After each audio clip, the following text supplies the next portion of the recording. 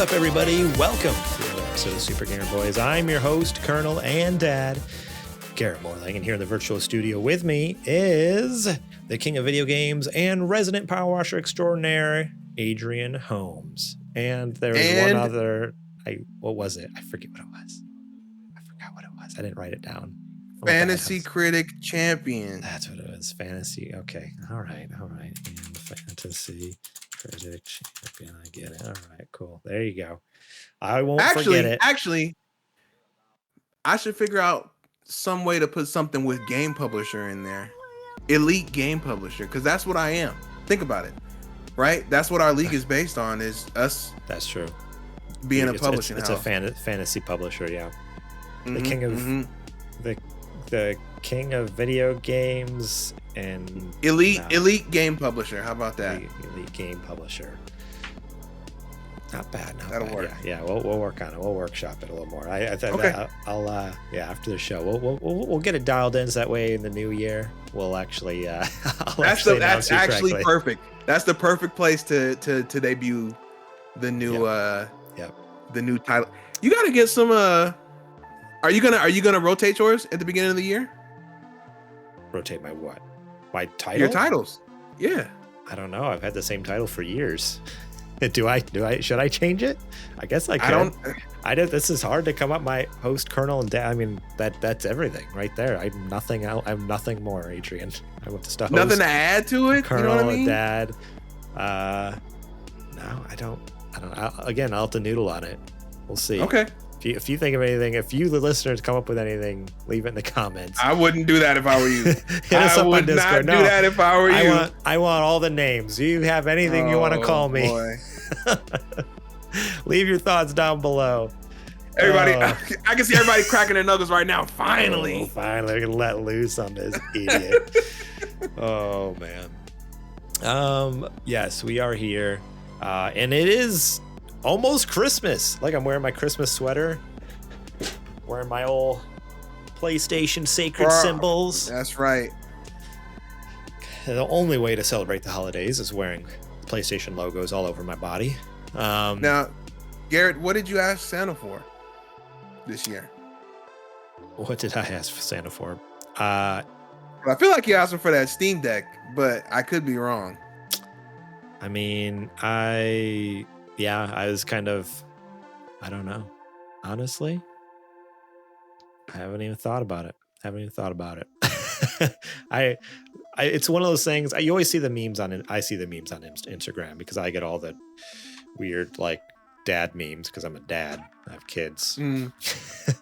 But there's always the one, like, the wife at Christmas, like, what do I get my husband? It's just because the husband just buys whatever he wants the rest of the year, kind of thing, like buy stuff for himself.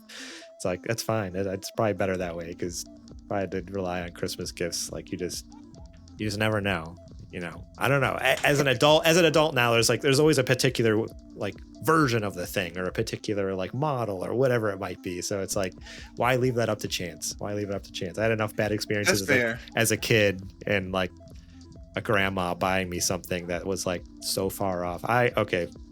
Story time. Actually, you know what? I'll save it. No. I'll save it for the question, because I think we have a question that pertains to some Christmas stuff. That's true. Smart man. So I will hold on to that Christmas story.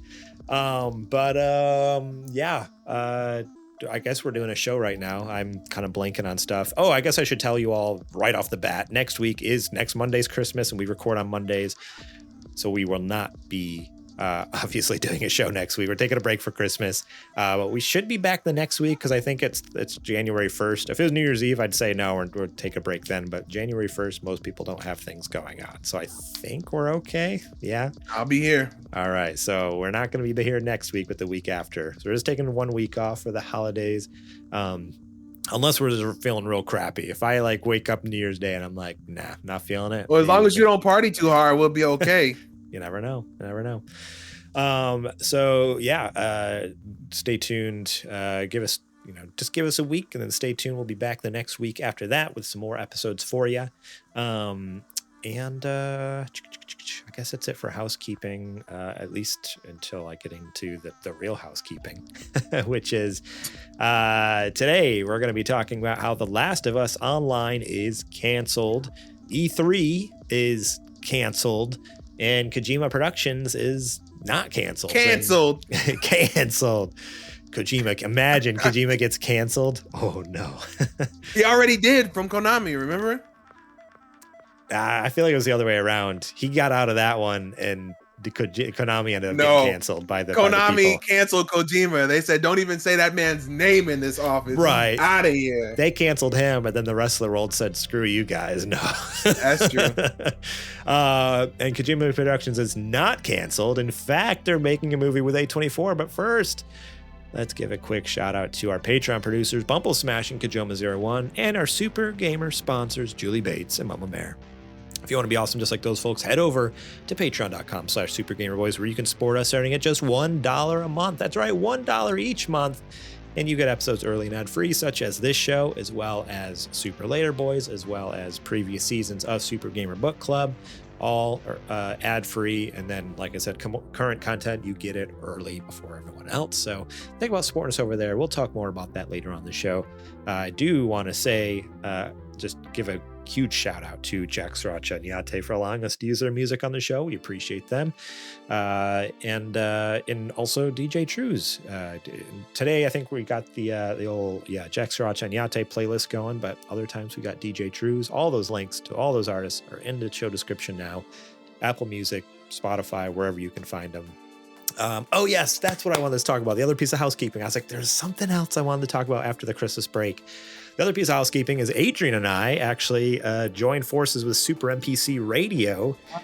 And last night, Sunday night, we recorded for almost 5 hours. Oh my God. 2 parts of their Game Awards special. Jeremy over there came at the Video Games, a Comedy Show. That's the podcast in particular. So the network is Super NPC Radio. Our friends, we've been on Connor's show, which is Call Me By Your Game. We've also previously been on Jeremy's show, which is Video Games, a Comedy Show. And there were 15 of us, which is an insane amount of people on one podcast. And there were 6 categories that Jeremy made up. And we all gave our nominations for those categories. And then we had to basically battle royale, fight to the death to try to get our picks picked. And what I didn't know until we got to the recording, apparently there's $100 on the line for the Game of the Year pick. I'm like, why didn't you tell me this ahead of time? They just left that out. We should have all teamed up and just all picked the same game. So we would have had to pay out like $1,400, you know, like... He probably would have vetoed. I don't know. Yeah, he would have done some kind of crafty trick. Not have done. Yeah, you would have not let that happen. But part 1 is out today, actually, as a recording. It's on Monday, so available everywhere. Apple Podcast and Spotify, or I think pretty much everywhere. Just look for Video Games, a Comedy Show. And part 2 is coming out, I assume, next week during the Christmas break. If that makes sense. They pre-recorded both the episodes, so they're good to go. So yeah, check it out. It is just absolute chaos. I haven't been that spent since we did the Dungeon Boys, dude. We got off of that call and I just kind of sat here in the chair for a while. Same. I sat here for a while and I was like, I am so tired, but I'm like too tired to even get out of the chair. And I finally went to bed. Exactly. I finally got out of my office, up the hill, into the house, into bed. And then I just like passed out immediately and then slept through my alarm this morning. And even still now, like I'm like so like just mentally drained from the chaos. It was so much fun. Don't get me wrong, but it was just like, it was long. And then, there was like having so many people. It was just like chaos. Absolutely. And then they kept stalling it out. Yes. Everyone has to do their bits. It's a bunch of like comedians, a bunch of improv guys and gals. So it's like I love them to death, but they're also insufferable. Okay, both things can be true at times. Yeah. So go check it out. It's fun, even if you need to listen on like 1.5 speed or something to get through it. Like there's some just crazy stuff that goes down, some interesting bits, and I don't know. I had a good time. As exhausted as I was, I'm like, it's a good time. I told Jeremy, I'm like, thanks for having me. I don't deserve to be here, but you know, this is amongst like just a bunch of crazy people. I loved it. But we run in some interesting circles, man. I love it. I don't know how we got roped into the places that we get roped into, but hey, it's great. I love it. Just riding on everyone else's coattails, you know? No, yeah. Just kidding. Just kidding. All right. I think it's time to check the mail, if I'm not mistaken. Let's go ahead and boot up Super Gamer Bot. What up, dorks? It's question time. We got some good ones today. All right. Well, hello to you, Super Beg your Gamer pardon? Bot. It's been a minute. I appreciate you stopping by. We made you. I know. This is. You better watch it.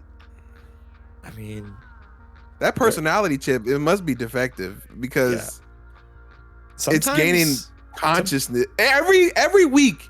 It seems to become a little more alive, and it makes me more and more worried. Yeah, when I feel like if we're not careful, that's gonna be like. It's just going to devolve into like the AI trying to kill us, basically.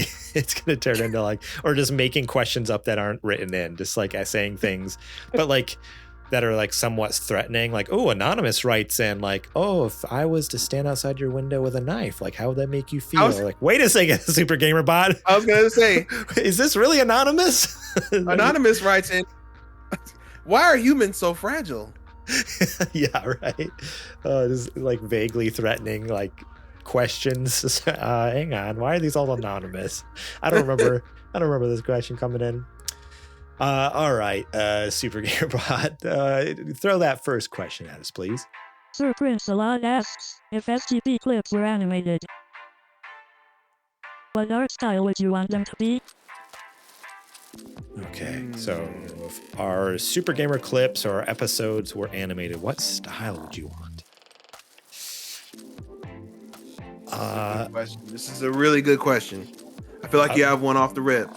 Yeah, for me, I'd want it animated in the style of One Piece. I want to be a One Piece character. I want like that art style, that animation style. Like that's what I want to be. I want to be in that world. Like I would love it, even if like our set, like we were hand drawn onto like the deck of the Going Merry and just like sitting around. So it would just be it would be us doing our clips just animated in the style of One Piece. Yeah, like basically like we just become VTubers and our whole like the whole world that we live in is just One Piece. That'd be great. And it's just like two our characters are just like, you know, look like they belong in the One Piece world. I think it'd be great. What kind of pirate would you be? Would I be? That's a different question altogether. But like, in the One Piece world, like, what kind of pirate would you be in the One Piece world? Because there's all different kinds. That's what I'm saying. Like, all the pirates have their themes. Like, what would be your thing? Like, what would be my thing? I had to get back to you. That's something that I have to like sit down and think about. Yeah, that's like a Super Later Boys topic. That's actually a great. You know what? Put that in your back pocket. Put it in the back pocket. What about you though? If for our clips or for our episodes or whatever it is, like our content, like if we were able to get like someone to hand draw or to like animate it or somewhat, what style would you like it in?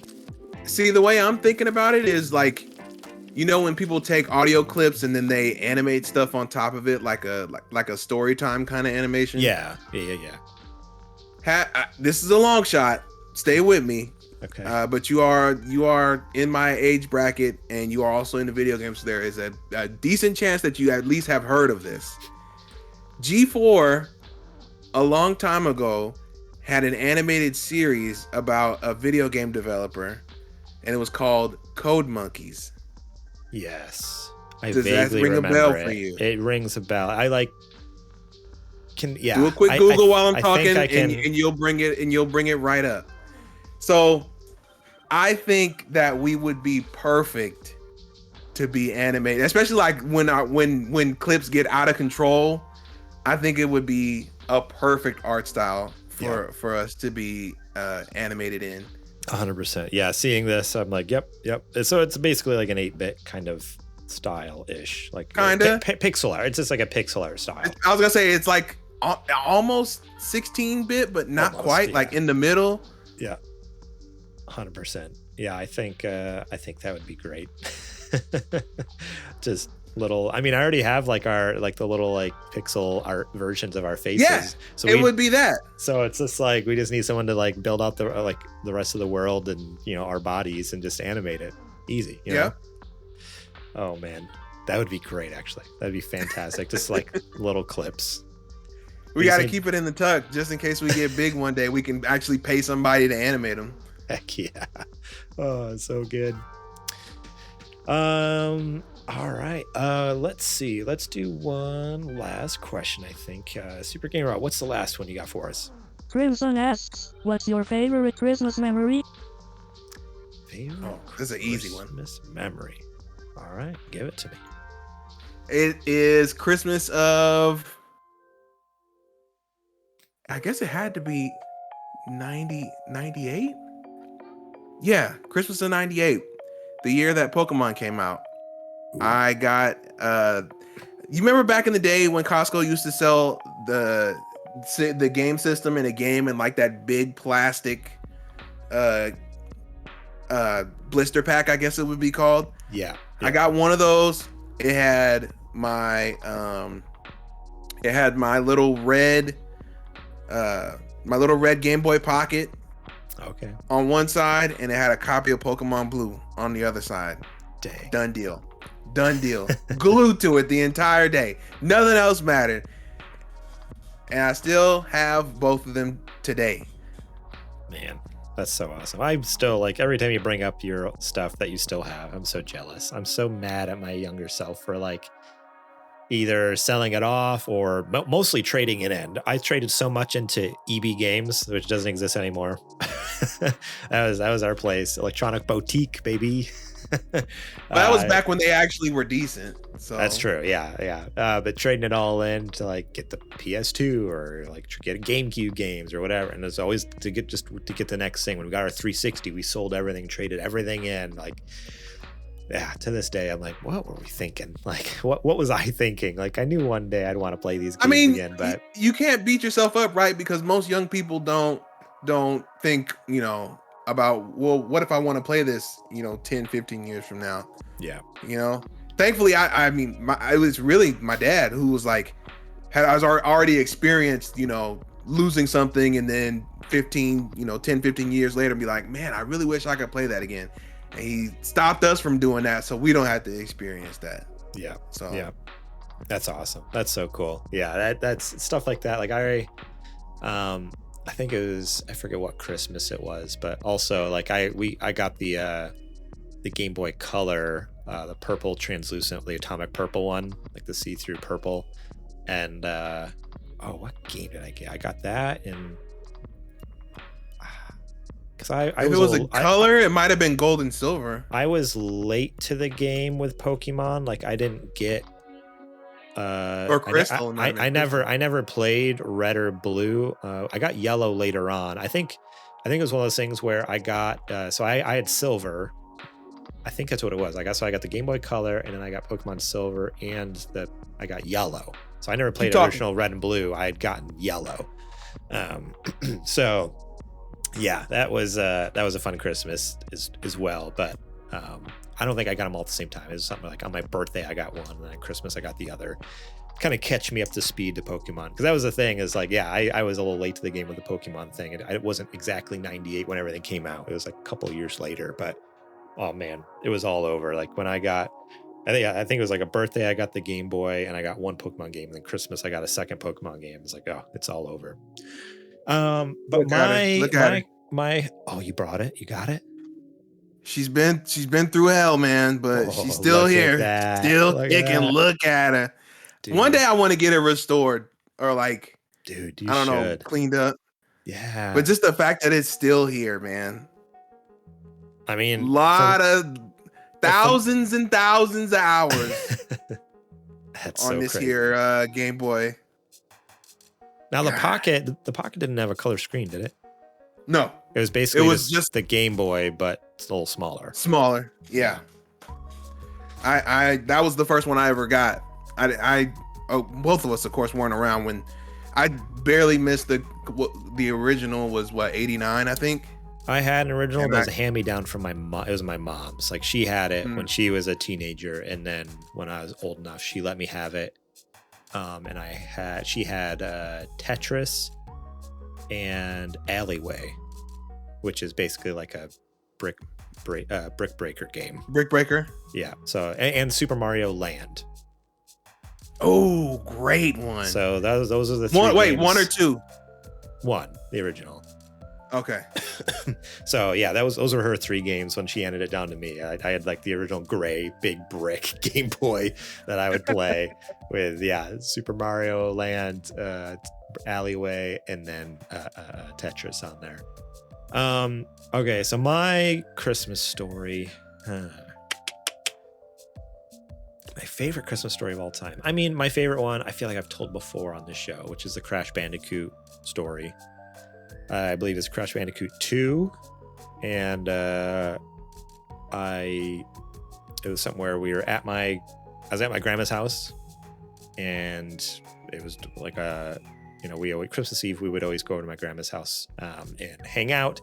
We go to one grandparent's house for like dinner and games and stuff like that, or like in gifts. And then we go to my dad's mom's house to like just hang out till midnight or whatever. It's just like, we've already eaten dinner, we've already done hang out. Now it's like the after party, go hang out at the other grandparents' house.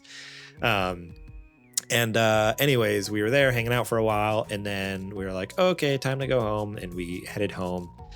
And on Christmas Eve, as a family, we always had the tradition, like you open up like a small gift or whatever on Christmas Eve that you can, just a little trinket you play with, or maybe tide you over. Yeah, or maybe it was just like Christmas pajamas or whatever. And here it is, it's like late. It's like 11, 12 o'clock, almost midnight. Like it was a late night already. We pull in, and as we're walking up to the front door, there was like a couple things just in the snow, like off like a little snowbank to the left side of the sidewalk. Like me and my brother were like, what the heck is that? Like, we got out of the car right away. We're just run into the house because we were thinking like, oh, Christmas gifts inside. Whoa, no way. And then we got closer and noticed like, oh shoot. And we lived out in the woods. It's pitch black other than our front porch light. So we're like, get close, trying to look at it. Like, oh, it's presents. There's presents in the snowbank. Like, what in the world? We pull it out, and we're like, what is this? My parents are playing off like, oh, Santa must have dropped some presents out of his sleigh when he flew over or something. Like, oh man, like this is crazy. Oh like, man, let's go check this out. Like, let's go inside. We're like, me and my brother, like, no way. Like, what? Like, you dropped presents? Are these ours? Are these for us? Like, what's going on? We have to get it back to him. Well, we get inside, and it had our name on it. We're like, no way, it's our name on it. It's our gift. Like, what are the chances? Like, good thing he dropped it here. He could have dropped it anywhere, We get inside and open it up, and I forget what my brother got. Probably a G.I. Joe or something like that. He was super into remember Max Steel? Is that the other action figure that was around? Max Steel. Oh my God, Max Steel. I haven't heard that name in at least 15 years. Wow. Max Steel. Didn't he have a TV show? I think for a little bit. I don't think it he turned into steel. Wasn't that the whole thing? Keep talking. You look it up. But I opened mine up, and it was a copy of Crash Bandicoot 2 Cortex Strikes Back. Phenomenal game. I was losing my mind because I love Crash Bandicoot, the first one. And of course, I'm like, Mom, Dad, you gotta let me play this. I can't go to bed now, because normally it's like, oh, open the gift, play for a little bit, and then go to bed. I'm like, no way, I can't go to bed now. And they did. They let me stay up for a little bit and play it, and like the first couple levels. And it was just fun too, because like the first couple levels on Crash 2 are the snow ones, like the polar bear and stuff like that. Like there's some ice levels. So yeah, that was a super special memory. So that's one I know I shared it before on the show, but that's probably like my favorite of all time. Now, going back to the beginning of the show real quick, where I mentioned I almost told a story and then stopped myself. Yes. I have a grandparents. I have 2. I have 3 sets of grandparents, but these 2 in particular, which I really hope they don't hear this. But every year they would ask me and my brother what we wanted for Christmas. And we would tell them, and they would write it down. They would take a note, or sometimes we would even like circle things in the catalog. Remember like the Sears, the JCPenney catalogs? Like absolutely. And it was like the Christmas catalog. It's like, 2 inches thick and just full of toys and goodness and all this stuff. So it's like, this is what I want. I want this. All right, cool. You think you're set, right? You're like, all right, this is, I'm locked in. Like they know what I want. I told them, I showed them, it's good.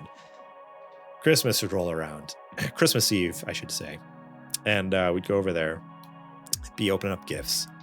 And I don't know how or where or what, like how it got lost in translation, but inevitably we never got the thing we asked for. It was always like a vaguely similar thing, or I don't know. It was this, or just something completely different altogether. But the store brand blank. Yeah, I vividly remember though one year. So growing up, my family was big into NASCAR. I mean, we grew up middle of the nowhere rednecks. That's what you watch. That's our sport of choice. So, anyways, they were like, "Oh, They didn't ask what we wanted. They asked, "Oh, who's your favorite NASCAR driver?" And I was like, "Oh, I love Jeff Gordon. Jeff Gordon's the man. Give me that 24 all day long DuPont, baby." Hometown boy. Yeah, from my city. So I was like, in my head, I'm like, they can't mess this up. I told them, 24, Jeff Gordon, he's the man. I love him. He's great. Christmas Eve comes around. I mean, well, that in my head, I guess I wasn't putting 2 and 2 together because they didn't ask what I wanted for Christmas. So I'm thinking like, oh, that's weird. I wonder why they asked that. Garrett, we found you a Jeff Jordan. Christmas Eve comes along, and they got everyone in. What makes it more frustrating is like all my cousins were getting like what they wanted and really cool things, and then me and my brother would open up our gifts, and it was always like, yeah. So that year, I remember they always got us pencils with our name on it, which honestly they were great. They were really good pencils for school. Like they were the best erasers I've ever used on a pencil. But what a strange gift. For Christmas? Pencils with their name on it. And then this year that they asked me about who my favorite driver was, I opened it up and it was a die-cast car, like a collector's car, like die-cast metal, heavy duty, like fancy box. Like one of those things like you hang on to and supposedly sell 20 years later for like hundreds of dollars or something. Die-cast car of not Jeff Gordon, some other guy that I have no idea. I don't even think he was like, it was a stock car racer, but it might have been like, it wasn't even the same league as Jeff Gordon. It was like whatever, like the Bush League, I think, or like Bush Light, or what was it? There was a now you probably got that. You got that because they were out of Jeff Gordon stuff wherever they probably, your parents or it just Jeff Gordon cost a lot of money because he was the hot driver. True too. He was the Pepsi spokesperson, man. Like he was like the big dog. No, I agree. That's why I'm saying whatever they were trying to find, it was probably out of stock. Yeah, but man, yeah. So I just remember like opening up, and being like, "Are you kidding me?" Like about pencils and this car. The driver I don't care about. Like what is going on? I hate this family. Yeah, but it was always one of those things. It's like I always would look over at my parents. Me and my brother would look at our parents, and they're just like, kind of like shrugging their shoulders and like smile, kind of signaling smile, say thank you. It's like, thank you, Grandma and Grandpa. It's just like, you couldn't say anything. Like that's horrible. Oh, of course. But it's just like deep down, it's like, all right, when do we get to go home? I just want to go play PlayStation. Where's my Game Boy?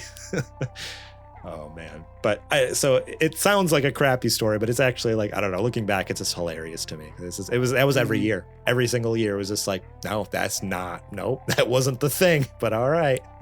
I have an aunt to this day.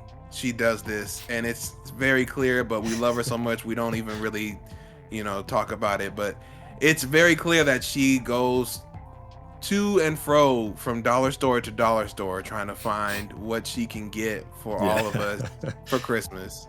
Man. Sometimes they're useful, but that's like maybe 1 out of 10, and it's just like When you see her coming, just know whatever she got, she found in the bargainest of bargain bins. But it's the fact that she thought about you that counts. Yeah. So. Oh, totally.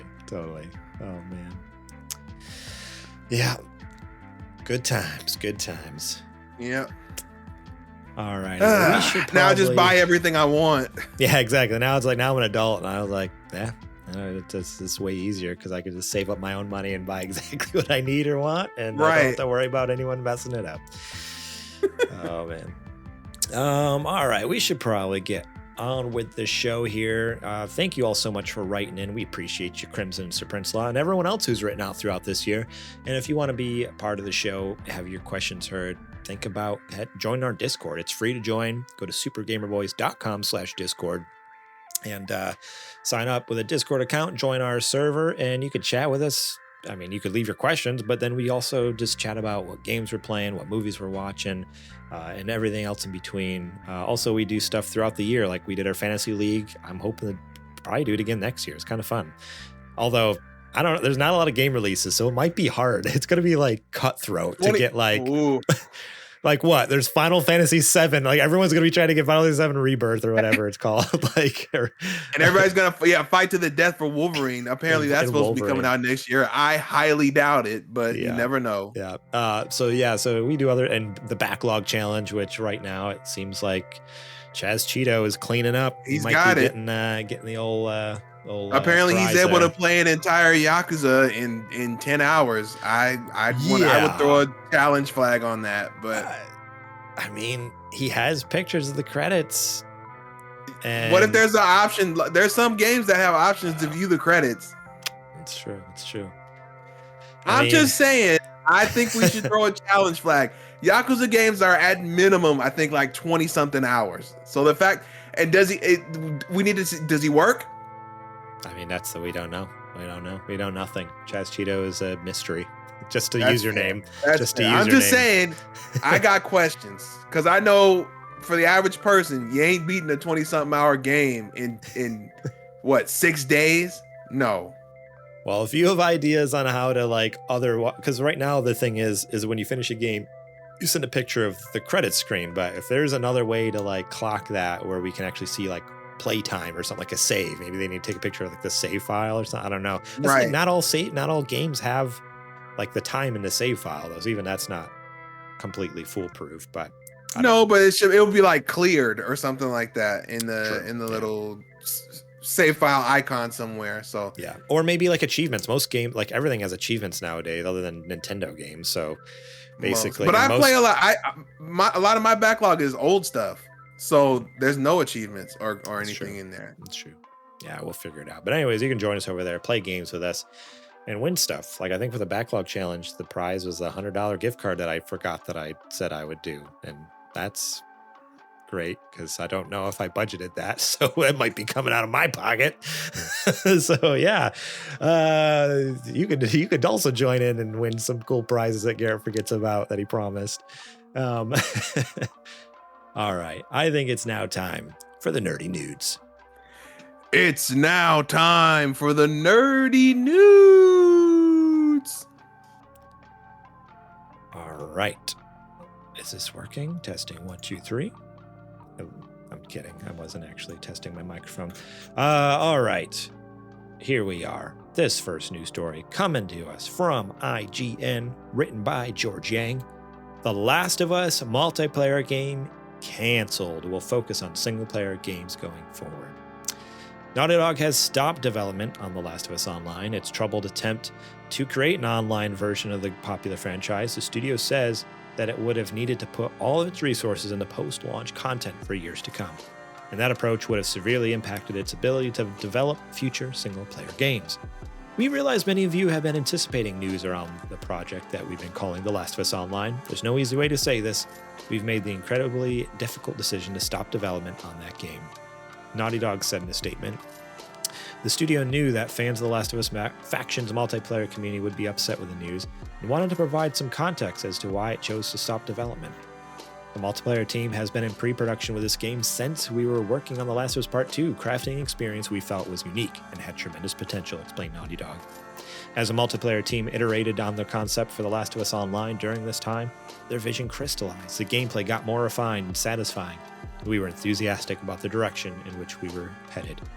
In ramping up to the full production, the massive scope of our ambition became clear. To release and support The Last of Us Online, we'd have to put all our studio resources behind supporting post-launch content for years to come, severely impacting development on future single-player games. So we had two paths in front of us: become a solely live service game studio, or continue to focus on single-player narrative games that have defined Naughty Dog's heritage. Naughty Dog went on to confirm that it has more than one ambitious brand new single-player game that it's working on. However, the studio didn't reveal what they are at the moment. So, yeah, basically they realized, it's hard to make a a live service game. And support it for multiple years. Yeah, I mean, yeah, so it's not necessarily hard to make it because they made it and they're like, yeah, to support it. It's like, wait, it still takes a full studio to continue to make content and patch bugs and all this stuff for the years to come. Who's going to make the rest of our single player games? Right. So, yeah, I on one hand, it's like, all right, I feel bad for the team that was involved because, yeah, they probably put their heart and soul into making this really cool thing that a lot of people were really excited for, and now it's just dead. But on the other hand, I don't know. I'm glad that they didn't release it and then their bread and butter suffer for it. Because I'm glad they realized, like, oh no, we're a single player studio. Like, this is, granted, they could have expanded. They could have gone on a big, like, mass hiring event where they just, like, hire on as many people as possible. Because I'm sure a live service game would have paid for itself very quickly. Like, go into debt a little bit, hire a ton of people, and then they probably would have been fine in the long run. But having a focus, I think, is what makes them so unique, as well as a lot of PlayStation studios that don't dabble in live service stuff. I mean, or studios in general, I should say. Like, having a focus is not a bad thing. But yes. So with this cancellation, that makes 7 of the 12 games have been canceled, right? I think technically, yeah. Yeah, because 6 were delayed a couple months ago. And then now this one is canceled. So yeah, that's 7 out of the 12, which means there's 5 left still coming out over the next 2 years. Still way too many. Yeah, that's still a lot. Honestly, they should have stopped at 2. If you can't get 1 of 2 to work, call it. Yeah, I'm curious, like, what what could they, like, who could even be working on them? Because at this point we only know of like 2 or 3 that they're working on.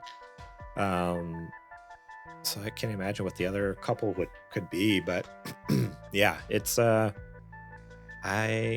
actually just recently got a comment on the last episode, last time we talked about live service games, where someone was calling us out like, you guys don't understand what live service game is. Like, you guys are a bunch of idiots. Like, what are you, a bunch of like grade schoolers who don't know nothing? Like, I'm like, all right, chill, dude. Let me at him. Let me at him.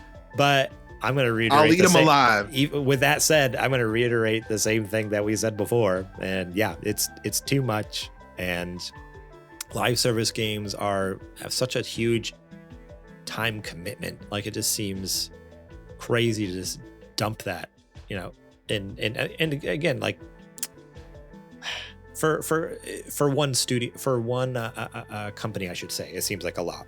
If it was like a bunch of different production studios putting out live service games, fine, that sounds great.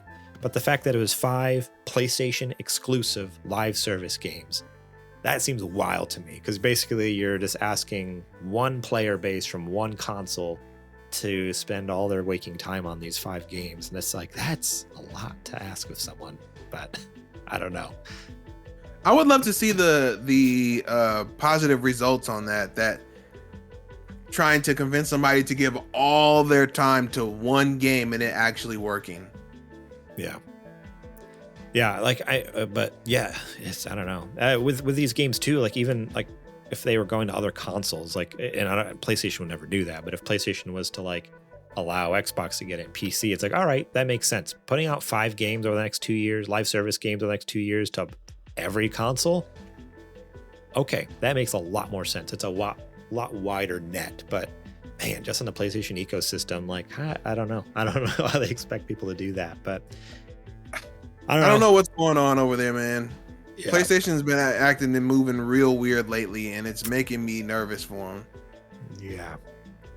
But as far as Naughty Dog, they're focusing on 2 projects, which I assume is, in the article, it says that they didn't confirm what either of them are, but I feel like it's basically been confirmed that they're working on a part 3, right? Like, didn't they like kind of like allude to it in a previous article?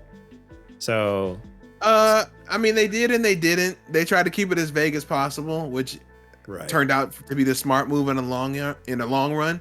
Yeah. But I do think we'll absolutely get a season 3 because they want to do season 3 of the show. Yes. So. Right. Exactly. So that'll be one of the games, but that just means either the other game.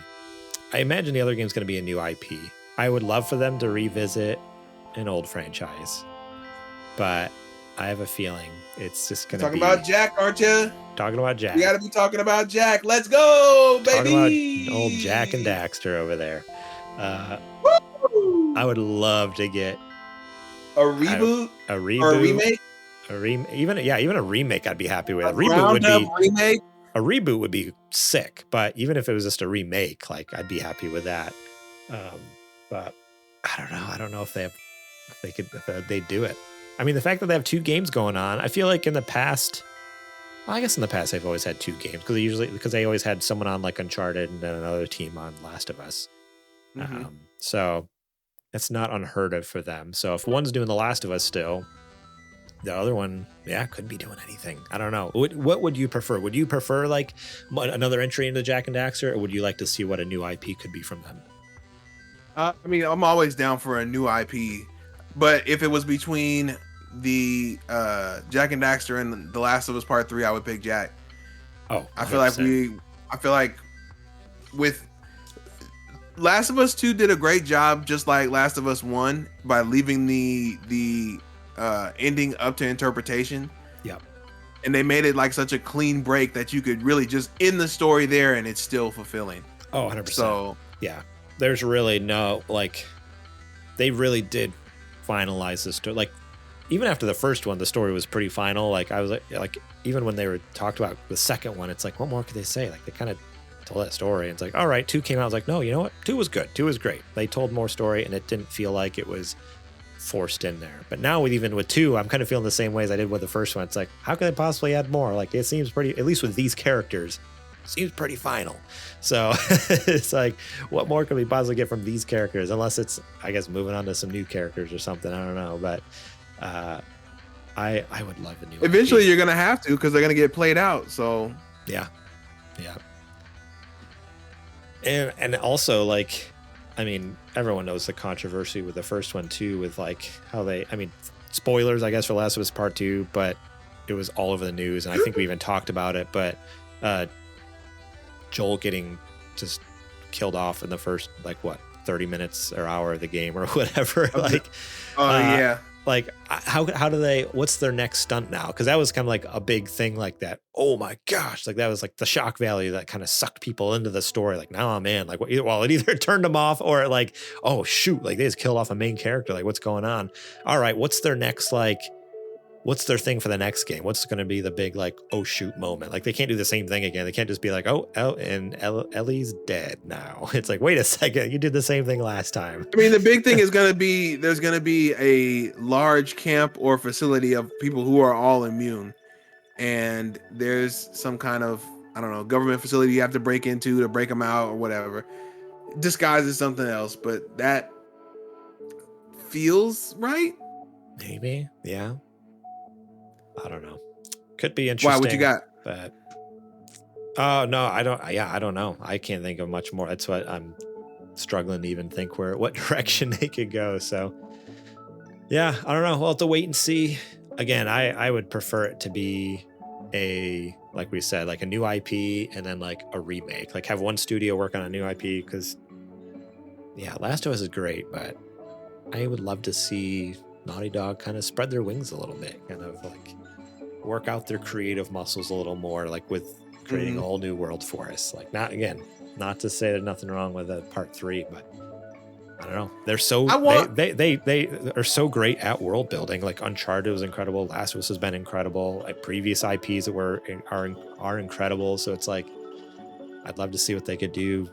What, 4th time around here? 5th time? How many? They've had Crash, Jack, Uncharted, and Last of Us. So 5th time around. Like, all right, give us something good. What do you got? But I don't know. What are you thinking? The rumor is it's sci-fi. What they're working on. That could be really cool. But I also don't want them to make a sci-fi Last of Us. You know what I mean? No, I would want it to be more sci-fi Uncharted. Yeah, or sci-fi. It's, I don't know, maybe a mixture. Or what I mean by sci-fi Uncharted is more lighthearted. Yeah, like don't give me dark, grimy, Last of Us-esque, cyberpunk-esque sci-fi. Give me like, oh, this is like goofy, silly Indiana Jones crap going on, you know, but in space or whatever, or just like, even if it's not space, just futuristic Earth, like that would be kind of like interesting. But or make it a heartfelt comedy. That would be a challenge for them. Make a comedy game. Huh. That'd be interesting. If they got some of the best writers around, they should be able to give it a shot and figure it out. Like a high on life type thing, but not that meta. Not that. Not that meta. Oh man. Yeah, it'll be interesting to see. I mean, obviously, stay tuned, and we'll be the first ones to be talking about on the podcast. You'll hear it here first, but until then, yeah, Naughty Dog's gonna keep on Naughty Dogging, and I'm not mad about it. All right, this next news story comes to us from GameSpot, written by Darren Bonthus. E3 is permanently canceled. It's the end of the road for what was once the biggest gaming showcase, as its parent company has confirmed that E3 has been canceled forever. It's official. E3 is dead. The long-running electronic entertainment expo has faced numerous challenges over the last several years, and after a failed attempt to revive it once again this year, its parent company has confirmed that it is ending the gaming showcase. After more than 2 decades of hosting an event that has served as a central showcase for the US and global video game industry, the Entertainment Software Association has decided to bring E3 to a close. ESA President and CEO Stanley Pierre-Louis, Lewis? I don't know. Nobody knows. It's French. Pierre-Louis said to the Washington Post, "We know the entire industry, players and creators alike, have a lot of passion for E3. We share that passion, and we know it's difficult to say goodbye to such a beloved event, but it's the right thing to do given the new opportunities our industry has to reach fans and partners. E3's downward slide began several years ago as major partners like Sony, EA, and Nintendo pulled out of the annual event and instead opted to hold their own individual shows during not E3 season. New challenges arose like Jeff Keighley's Summer Game Fest, and the COVID-19 epidemic proved to be the final nail in the coffin for E3. The ESA held an all-digital E3 in 2021 and ended up losing more money than it earned, while the 2022 and 2023 shows were canceled entirely. At one point, convention organizer Reed Pop was tasked with resurrecting E3, but these plans also fell through. E3 2023 was canceled at the last minute following a lack of interest from publishers and developers, leading to Reed Pop and the ESA parting ways. While a 2024 E3 looked unlikely, it was rumored that a complete reinvention of the show would be held in 2025. So there you have it. A dream that I've had for 20-some years, just dead, done. You and me both, brother. I always thought at some point I was gonna be able to go, even if it was press, if I sneak my way in, if it was just a regular ticket, somehow I was gonna be able to get into that convention. Now we'll never get the chance. Yeah, no, it was, when I saw that news, I was like, oh man, like, yeah, this dream that I've had for a year, like growing up and reading Game Informer, GameSpot, Electronic Gaming Monthly, and getting all the updates, on what's happening at E3 every single year, or like watching the G4 coverage, watching the actual events and the showcases on G4 and stuff like that. Coming home from school, knowing that you were getting ready to dive into it. Oh, yeah. Man. Oh, he's so just incredible. Like there's this, I don't know, like this, it just felt magical, this magical time of the year. It was like the Christmas for gamers kind of thing. It was our Super Bowl, everyone else is like, yeah, Super Bowl. I'm like, yeah, E3. who's gonna win E3? It's always like fighting out like Nintendo, Sony, Xbox, what's gonna happen. So man, yeah, it's sad that it's gone. I mean, I know there's other conferences and things that happen, like Summer Game Fest is getting bigger, where they are starting to have in-person events now around the event, and not quite as extensive as E3 being like a week-long event or whatever, like 5-day event, but they're starting to get stuff. And there's obviously what's the other one that goes on, like PAX? That's what it is, PAX. But that's more for the indie space and stuff like that.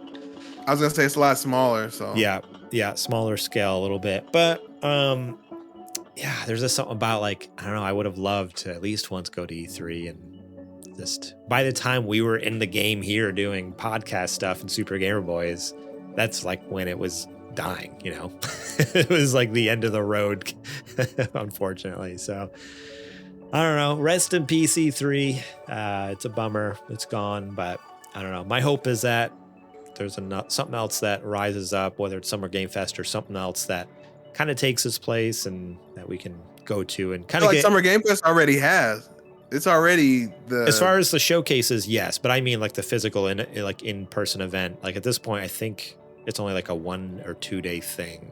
Their in-person stuff. Like it would be cool if they get to the size where it's like, oh no, this is like the full-fledged, like this is E3 again, basically. Which honestly, I don't doubt Jeff Keighley. Like he's crazy, he works dang hard over there doing all of this stuff. He gets that nobody else can. Yeah, so I wouldn't be surprised if within the next couple of years, like honestly, Summer Game Fest is at that level where maybe it doesn't have the same intention, but it's that feeling, could a piece of that feeling could still be there. So we'll see. Maybe one day we'll get to go to a cool in-game or in-person game event, but until then, just live react here on our couches on Twitch, and honestly probably get better seats and see more of what's going on, to be completely, and we don't have to worry about getting sick, getting the, what do they call it? I feel like I always heard like kind of funny talk about it, like the convention crud, the convention crud. You'd get sick because there's so many germs and people around, and they don't wash their hands. No one wears Nobody deodorant. at conventions washes their hands. Why? What is the deal with that? No one wears deodorant. No one washes their hands. Everyone stinks and is dirty. That's all I've learned from like hearing other people talk. I was gonna say, you're not far off. You're not far off with the anime convention. Just letting you know that. Oh man.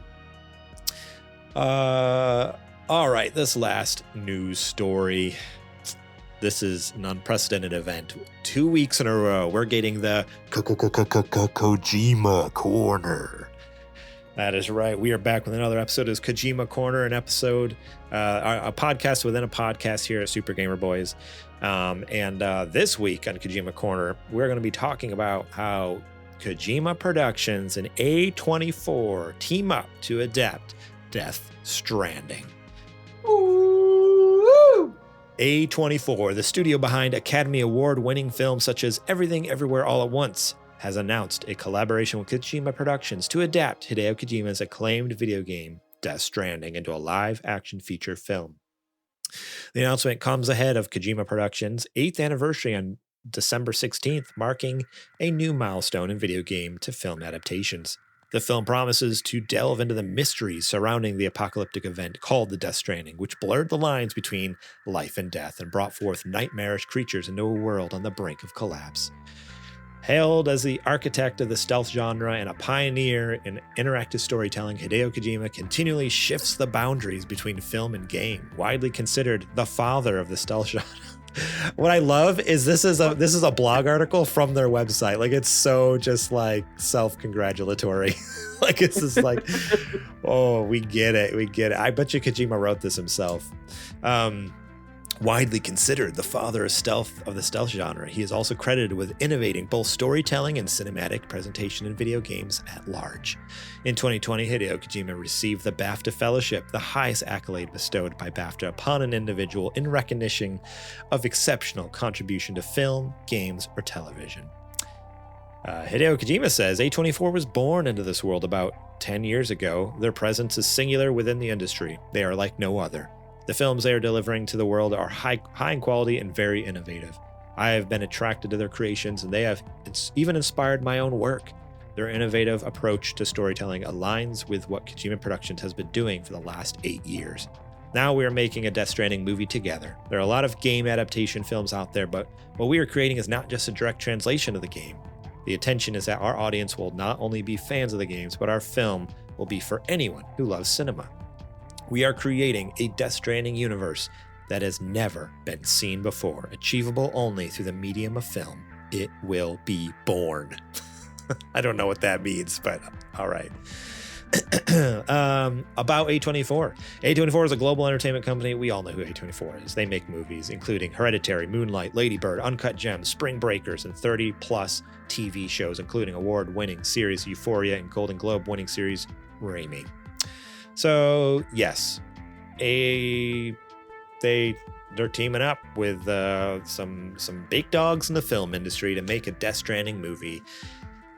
Let me tell you, I'm real excited. I'm real stoked. I'm feeling really good. How stoked are you? I mean, we knew a Death Stranding movie was coming because what was that, like a year or two ago? They opened the LA branch of Kojima Productions, right, with the intention of focusing just on film. Like that was like there wouldn't be game developing happening in LA. It was designed for film stuff, but we haven't heard anything since then. So this is huge. So Kojima Productions is now teaming up with A24 to make something. And yeah, I am stoked out of my mind. I've been waiting. Lord, just please give me some Death Stranding movies. I need some more Death Stranding in my life. And he's like, dude, you have it on your PC, you have it on your PlayStation, you have it on every console known to man, dude. You're ready to put it on your phone. Like, what are you doing? What are you talking about? I'm just blinded to it now. So yeah, I'm super excited. Now I'm going to be honest. A24, I know the name and I know the prestige that goes with it. I've actually probably seen very few of their films. Like I think. Like just the ones that are listed here in the list. The only one that I've watched out of these on this list was Uncut Gems, which I only just watched like a week or two ago,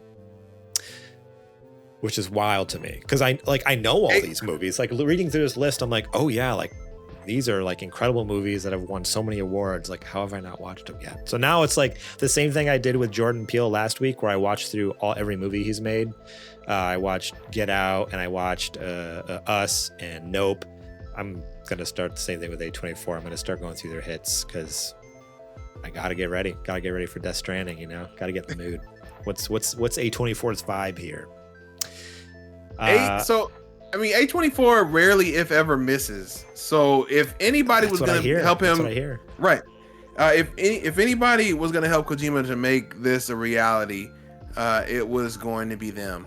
However, A24 is also not known for super high budget, super big films, which Death Stranding would need to be, unless if the movie was focusing, like let's say the movie was about Sam and he has to get from one town to another, and the in-game time for it would take like an hour, you know? Yeah. That would be an interesting movie because you could have him interact with the world and whatever, but I don't know. Anything bigger than that, and A24 is gonna be like, yo, dog, we're not Marvel. We don't do that. I mean, it'll be. What's also interesting is because it's supposed to touch on, and the reason I bring this up because Yoga Archangel in the chat says Norman Reedus or bust. What's interesting is based off of at least this blog post here, it is it's not going to include the current characters. Like there's another interview, I read it in another article. Basically, it said like this isn't just, I mean, I guess it says it here too in this blog post, but they're not rehashing the original story. Like they're building out basically a Death Stranding extended universe. This is like their DCEU, you know, DSEU. It's according to this blog post, it seems to point at it's going to show like the start of the Death Stranding, what kind of kicked it off, which might include some of the same characters, but not all of them, I assume. Like it's gonna have. You'd have to be a maniac to think Norman Reedus doesn't at least have a cameo in this series. I don't know. As Sam. I don't know. Like if it's towards the beginning, like technically, well, the thing. Well, so he, spoilers for Death Stranding, I guess. He's technically is the start of the Death Stranding, but it's when he's a baby.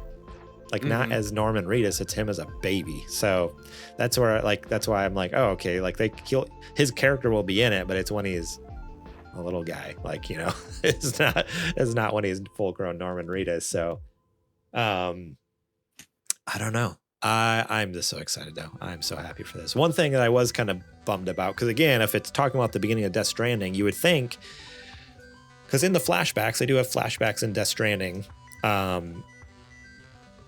Die Hardman is a kind of a part of, he's there at the beginning to a certain extent. But on Twitter, what's the voice actor's name that does him? He came out and said, he's like, at this point, like I've not been approached about doing this. He's like, I would love to do it if I got a part, but at this point, like, because people were asking like, oh, you know, people were doing fan cast, you know, and what's I mean, it was a meme because people were like fan casting, oh, Norman Reedus should play Sam and blah blah blah, like James Earl Jenkins, that's his name, James Earl Jenkins should play Die Hardman, and it's like ha ha ha, and he's like, oh yeah, that's good, that's funny, but at this point I haven't been talked to. So granted, it's still super early on, they only just signed on with Ep.224, but I don't know, it'd be weird like to recast people. But Kojima's done it before with Big Boss and pulling Kiefer Sutherland in instead of keeping David Hayter. So, I mean, it's not the first time he recast a main character of a game. I always wonder what his reasoning was for that.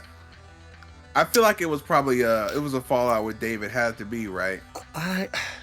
My two theories are either, because again, his dream was always to work with big Hollywood stars, which is very apparent with Death Stranding.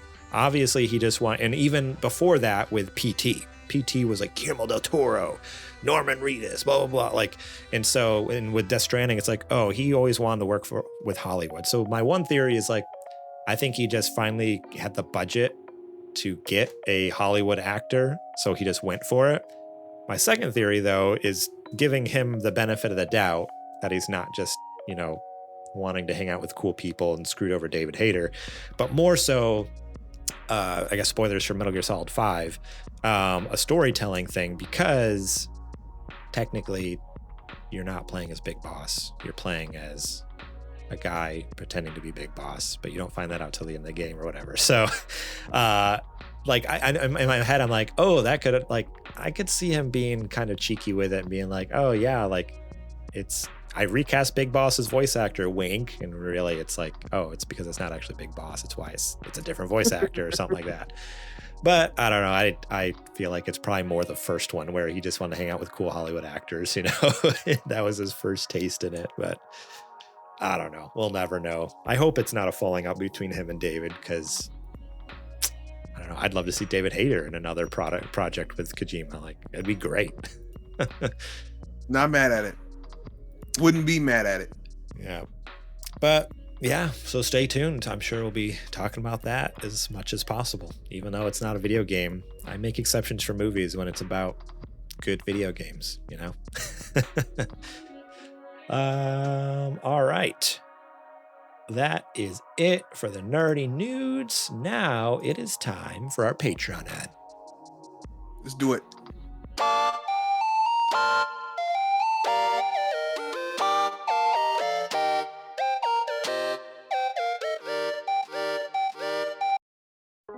This is the part of the show where I tell you to go over to patreon.com/supergamerboys and support us, starting at just $1 a month. That's right, $1, and you get episodes early and ad-free, such as this show, as well as Super Later Boys and previous seasons of Super Gamer Book Club. If you want those ad-free or like our Patreon exclusive season of Super Gamer Book Club Season 1, which was hosted by Zech, you can check those out and get them exclusively on Patreon, starting at that $1 level. You don't have to go in to the top dog tier for that. You can get all that fun, awesome content and help support the show that way.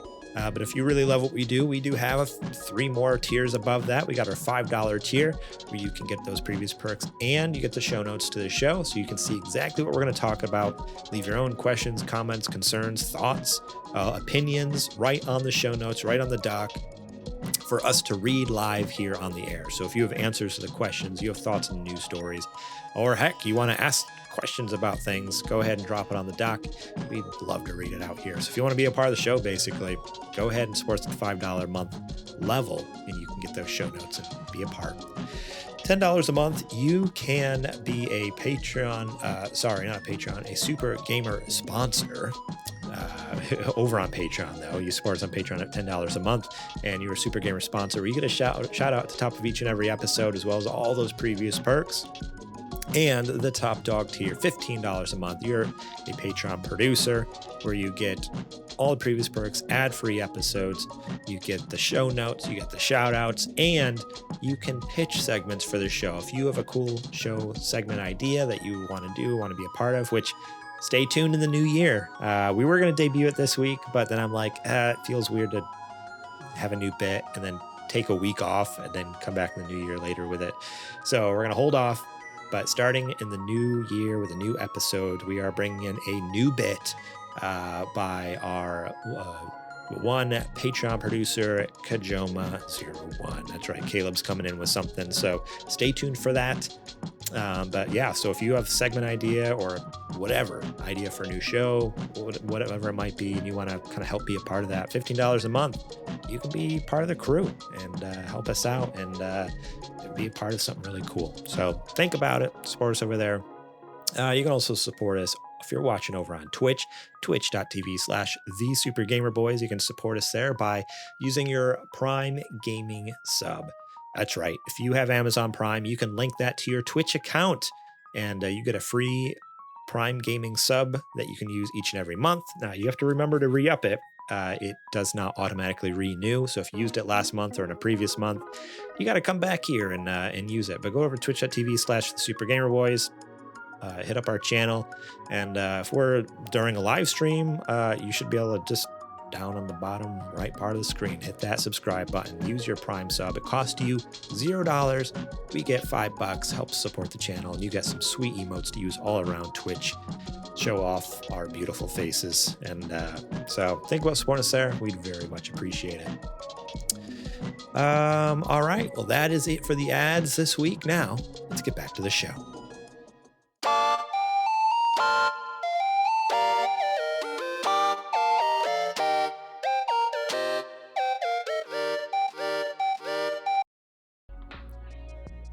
We are back from ads, and it's now time, Adrian, for me to ask you what you playing. I am still knee deep in Game Boy Advance land. Still making my way through Golden Sun. Man, what a just a fantastic game. That it's the best case. I mean, the Game Boy Advance's reputation is that it's basically a portable Super Nintendo, right? Yeah. And this game absolutely feels like it could. You can take it off of this cartridge, put it on the Super Nintendo cartridge, and it'd be right at home. I freaking love that game. So I've been playing a little bit of that, and then also I started up Wario Land 4. Which is the Wario Land game that came out on Game Boy Advance. That's like all these running platformer games like Pizza Tower. That's what they're trying to do an homage to, is that game. Okay, interesting. Mm-hmm. Huh. Yeah, I've actually never played a Wario game other than the WarioWare. Like I'm familiar with like WarioWare, especially on Game Boy Advance. But yeah, like I never actually played the Wario Land games. Is that what they're called? I've never touched any of them. But so they have a little bit different feel than just a normal Mario game. I guess in my head I just assumed it's Mario, but with Wario. But they're different. No, Wario has his own set of abilities, and he takes damage or deals damage in different ways, and different things in the air in levels affect him. I don't want to give too much away, but he does. It is quite a different experience than Mario overall. Huh. Okay, cool. And there's 4 of them, you said? Or is there more? Is there more than that? There's only well, I mean, you can kind of get into semantics. There's technically 5 because there's one that came out on Wii, Wario Land Shake It. Oh, which is also very good. It was like the hot pink box, right? Right. It's also a very, very good game. And the fact that nobody talks about this, I don't know why, but it's like hand-drawn animated. Like every frame is animated for Wario in that game. That's cool. Yeah. So that was definitely a labor of love. And I feel like that game didn't get the recognition it deserves. So you could technically say that there's 5. And then the only thing we got after that was Wario World, the one on GameCube. Okay. Sorry, that hot pink box I was thinking, that was the WarioWare game that was on Wii. Wario Land is just a picture of him. But I do recognize this. Now I'm looking at the box. I'm like, oh yeah, I remember this. Mm-hmm. Okay. Interesting. Yeah, I need to check one out sometime. Because again, I've just always assumed like, oh, it's just more Mario, but I never even I would tell you if you were to start with 4. Okay. The one on Wii? No, the one on Game Boy. On Game Boy. Okay. Cool. Yeah, I'll have to check that out sometime. Mm-hmm. See what it's all about. How about yourself? Yeah. So I played. Yeah, let me look at something real quick. I got to figure out the timeline here. When did I do this? I was on that day. Okay, yeah. So that checks out. I played through Venba. Ooh, tell me about it. It's a very short game, which I heard it was short, but I didn't expect how short it was. Like I kind of wish it was longer, honestly. It was a lot of fun. It is about a family that immigrates from a part of India.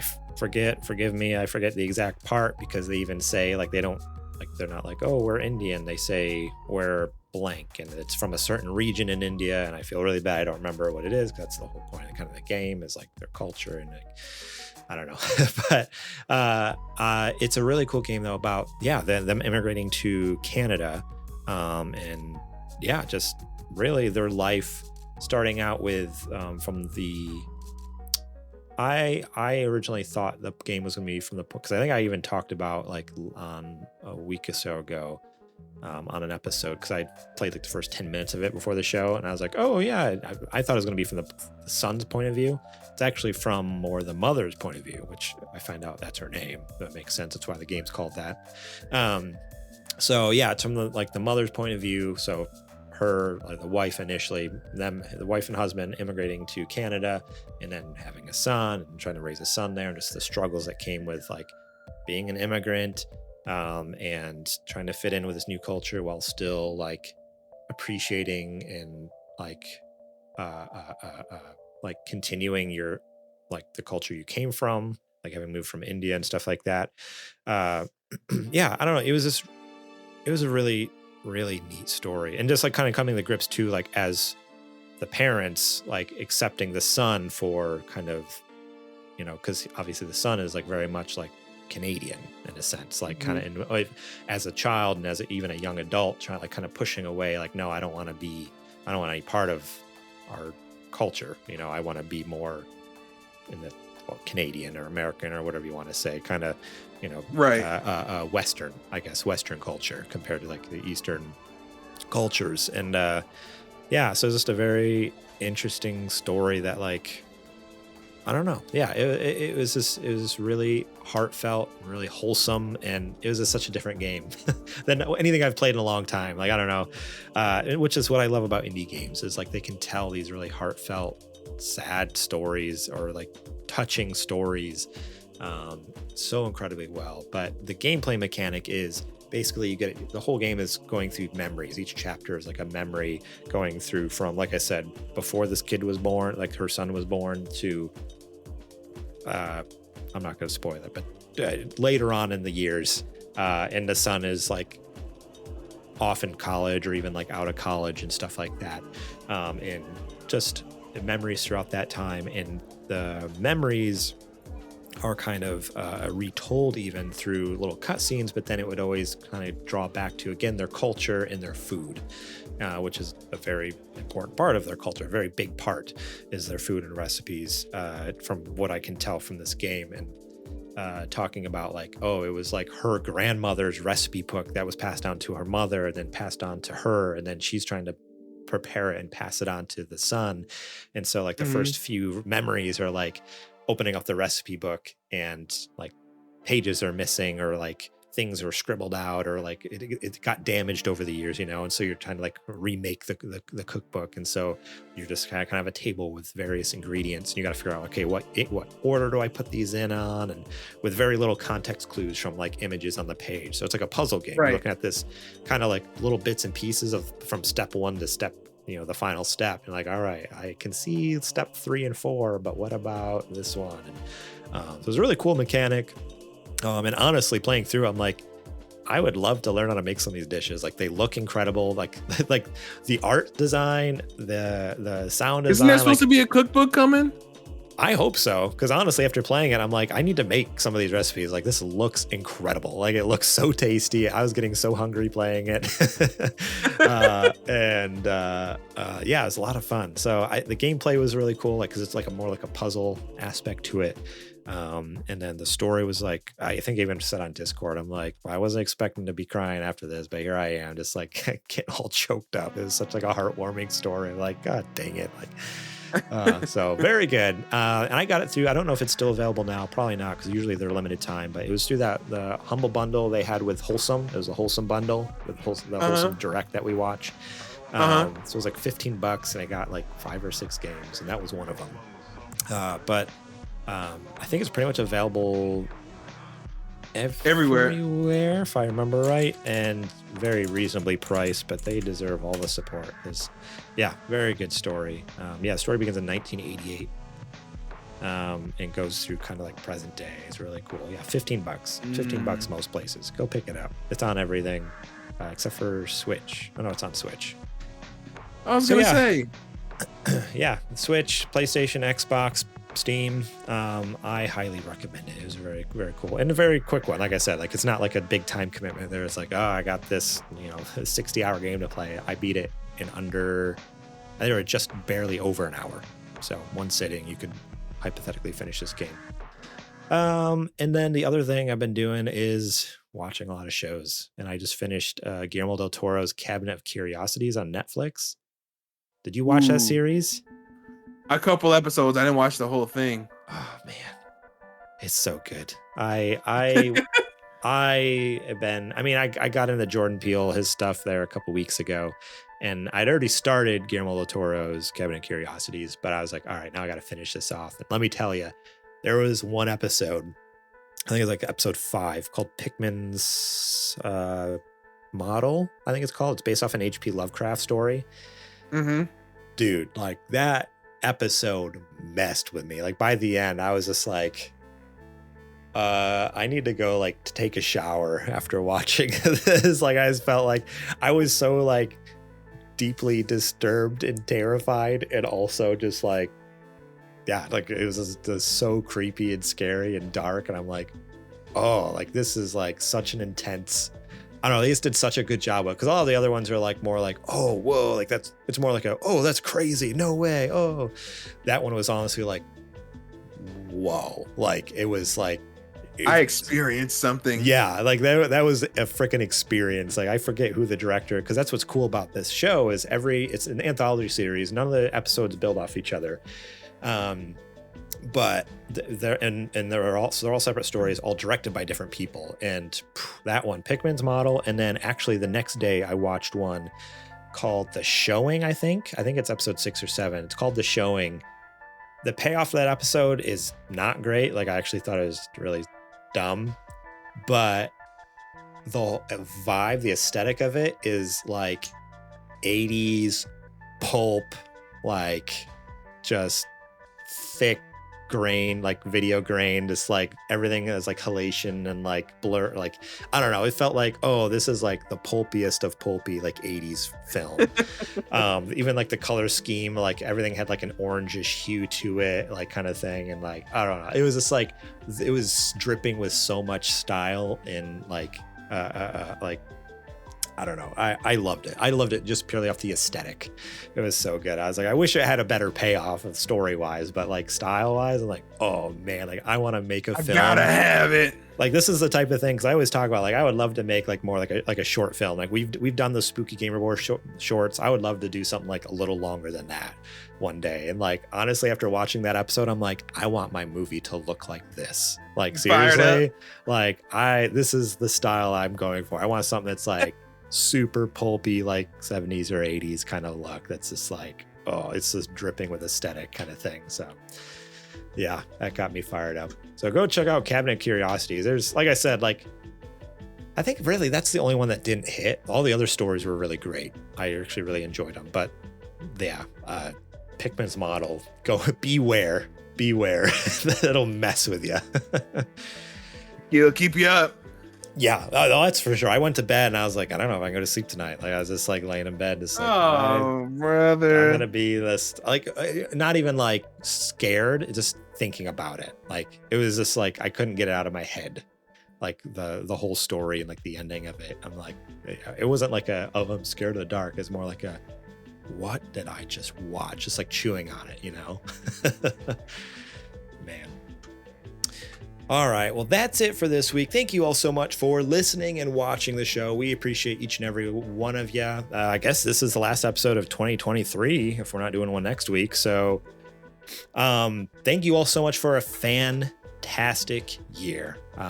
This has been an awesome year. I mean, we've had so much growth on our show, just as far, I mean, even just on YouTube alone, YouTube's been, we've started at like, I think we were just under 300 and we've only been growing from there, you know, with subscribers. And so if you're not subbed, go sub over on YouTube, like the videos, share it with your friends. We appreciate that very much.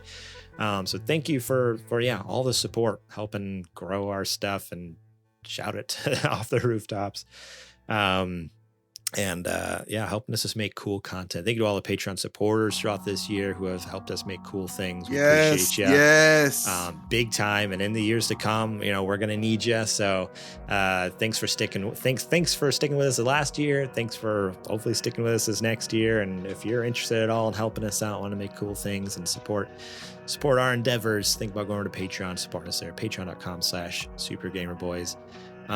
It's been an awesome year. I'm excited to start 2024. We got some, I've always got ideas in the back of my head. So now it's just figuring out how to let's get them out of there. Let's do it. Let's get it done. So let's do the thing.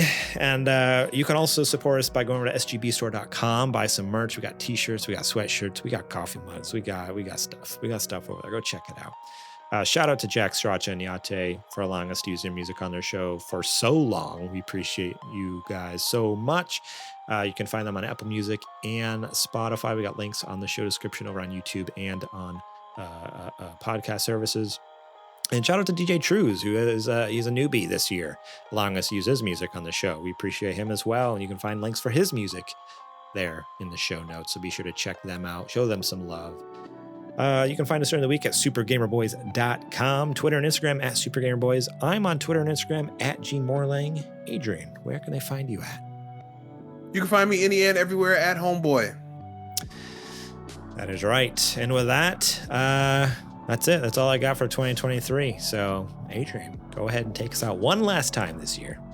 Sounds like a plan, my good man. Folks, Garrett already said it all, but if you didn't hear the first time, We appreciate each and every one of you that came out to support us throughout all of 2023.